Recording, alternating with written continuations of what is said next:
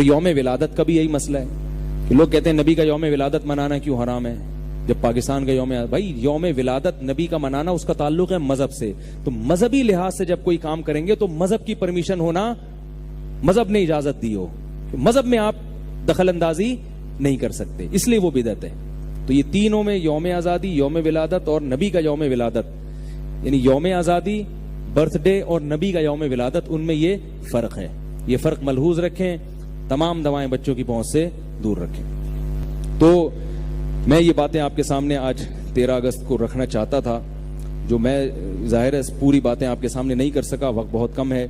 تو ہمیں پاکستان سے محبت بھی کرنی چاہیے اور پاکستان کے بارے میں منفی سوچ کو ختم کرنا چاہیے، اور 14 اگست پہ جو دھوم دھمکے ہو رہے ہیں یہ اپنے طریقے سے 14 اگست منا رہے ہیں، آپ تمیز کے ساتھ منائیں 14 اگست، ٹھیک ہے نا؟ ناچنے کی روڈوں پہ ضرورت نہیں ہے، وہ سیلنسر نکالنا پاؤں پاؤں پاؤں کرنے کی ضرورت نہیں ہے، اس سے یہ اس کا حب لوگ یہ بھی کہتے ہیں کہ یہ محب وطن ہے، تو بھائی یہ غلط طریقے سے حب الوطنی کا اظہار کر رہے ہیں، آپ صحیح طریقے سے کر لیں، کیا خیال ہے؟ تو میں بھی تو یہ 14 اگست ہی منا رہا ہوں نا، کتنی تمیز سے منا رہا ہوں، یہ 14 اگست ہی منا رہا ہوں میں، کہ آج میں نے اپنا عام بیان چھوڑ کر بیان کا جو ہے نا وہ پورا رخ چینج کر دیا، تو تمیز سے منانے کی اجازت ہے، اور ایسا شو نہ کریں کہ آپ کو یہ پتہ چلے کہ پاکستان ایک اسلامی ریاست نہیں ہے۔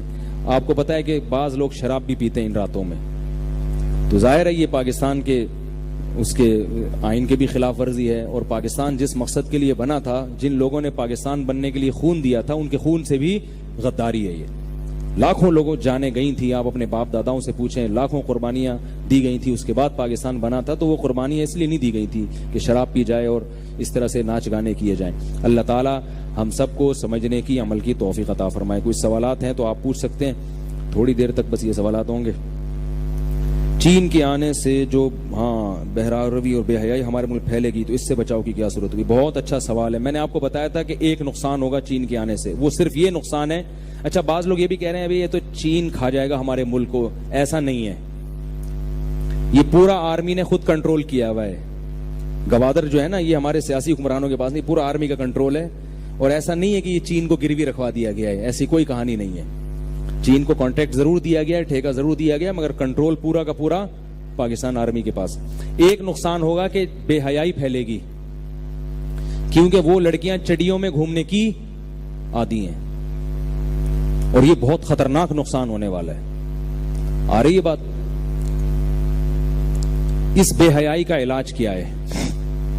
اصل علاج تو حکمرانوں کے پاس ہے کہ وہ چینی لڑکیوں سے کہیں کسی کو چڈی پہننے کی اجازت، یہ ہمارا ملک ہے، اس میں تمیز سے آؤ، تمہارے باپ کا ملک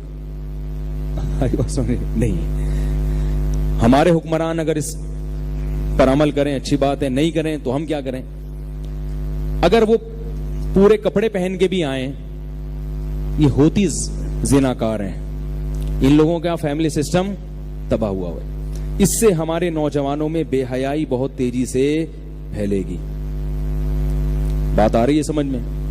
اس بے حیائی سے روکنے کے لیے ایک تو یہ ہے کہ بھائی لوگوں کو فحاشی اور بے حیائی کے خلاف مہم چلائی جائے، ہمارا کلچر ہے، اور دوسرا لوگوں میں یہ اویئرنیس پیدا کی جائے کہ دیکھو آج کل ماں باپ اپنی بیٹیوں کے رشتوں کے لیے پریشان ہیں یا نہیں ہے؟ جب یہ زنا پھیلے گا تو لڑکیوں کے رشتوں میں اور زیادہ مشکلات ہوں گی کہ نہیں ہوں گی؟ کیونکہ جب منہ کالا کرنے کے لیے نوجوانوں کو سستے میں ایک بدکار مل جائے گی تو وہ نکاح کی طرف کہاں آئے گا؟ وہ آئے گا نکاح کی طرف؟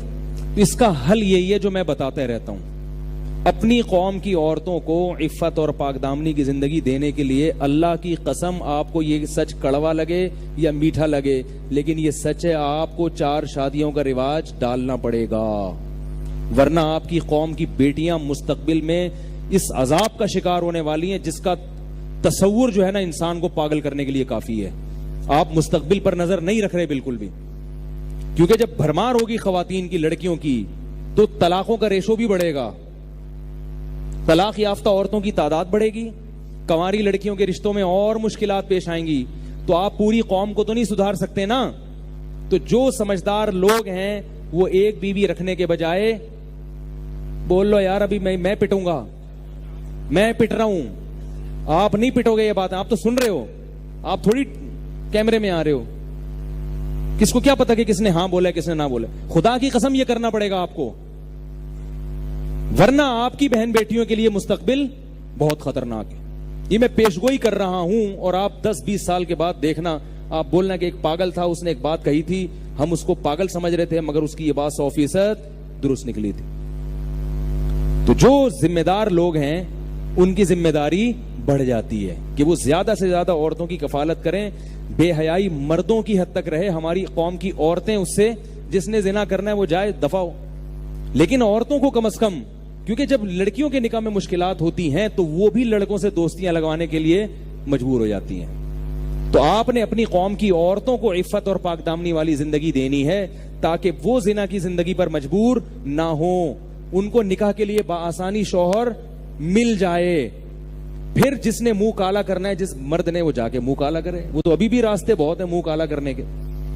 سمجھ میں نہیں آ رہی بات, میرا خیال ہے اس کے علاوہ آپ کے پاس کوئی حل نہیں ہے. آپ کہو گے نہیں تبلیغ میں اور زور لگائے, جو 4 مہینے لگا دو. ابے تبلیغ میں وقت لگانے سے عورت کی ضرورت تھوڑی پوری ہوتی ہے. خانقاہ میں وقت لگانے سے عورت کو شوہر چاہیے, یہ خانقاہ چاہیے ہے بھائی. بھوکے آدمی کو روٹی چاہیے, یہ تبلیغ میں سہروزہ چاہیے. تبلیغ میں سہروزے کا خدا کی قسم میں منکر نہیں ہوں. اس وقت تبلیغ والوں سے اللہ نے جتنا کام لیا ہے نا پوری دنیا میں, شاید کسی تحریک سے لیا ہو. میری بات کا نیگیٹو نہ لے کے جایا کرو, لیکن جس چیز کے لیے اللہ نے جو حل رکھا ہے, بھوک ختم کرنے کے لیے اللہ نے روٹی رکھی ہے. تو خواہشان نفسانیہ جو ہے, جو سیکچول ڈیزائرز ہیں, وہ مرد میں بھی ہوتی ہیں عورت میں بھی ہوتی ہیں. ان کو ختم کرنے کے لیے اللہ نے شادی اور نکاح کا نظام رکھا ہے. ان کو ختم کرنے کے لیے تبلیغ کا, خانقاہ کا, مدرسے کا, الفلاح یا مسجد کے واعظ سننے کا انتظام اللہ نے نہیں رکھا. وہ نظام ہی نہیں ہے یہ. تو یہ اگر آپ اپنی قوم کی عورتوں کو زنا سے بچانا چاہتے ہو تو جو زنا سے بچنے والے مرد ہیں ان کی ذمہ داری بڑھ جائے گی کہ وہ زیادہ سے زیادہ عورتوں کو اپنی کفالت میں لیں تاکہ ان عورتوں کو شوہر نام کی چیز ملے اور ان کے قدم بے حیائی کی طرف نہ جائیں. ورنہ خدا کی قسم آپ کا فیوچر میں فیملی سسٹم بہت بڑی تباہی کا شکار ہو جائے گا. بیٹی پیدا ہونا ایک عذاب بن جائے گا آپ کے لیے. سمجھ رہے ہو, میں عورتوں کے حقوق میں یہ باتیں کر رہا ہوں. عورتیں مجھ پر اعتراض کر دی کیا شادیاں کرتا رہتا ہے. وہ مرد تو پٹتا ہے 2-3 شادیاں کر کے. وہ تو بیچارہ ایک بیوی جب آتی ہے تو کتنے سالے آ جاتے ہیں اس کے ساتھ جہیز میں. آتے کہ نہیں آتے؟ گرل فرینڈ کی کوئی ٹینشن ہے؟ دیکھو ایک گرل فرینڈ لکھو, جب چاہو چھوڑ دو. پہلی خوشی تو یہ, کوئی ایگریمنٹ تو ہے نہیں. خرچہ کتنا کم, 500 کا بیلنس ڈال دیا, وہ بھی اپنی گپ شپ لگانے کے لیے. ایسا ہی ہے نا.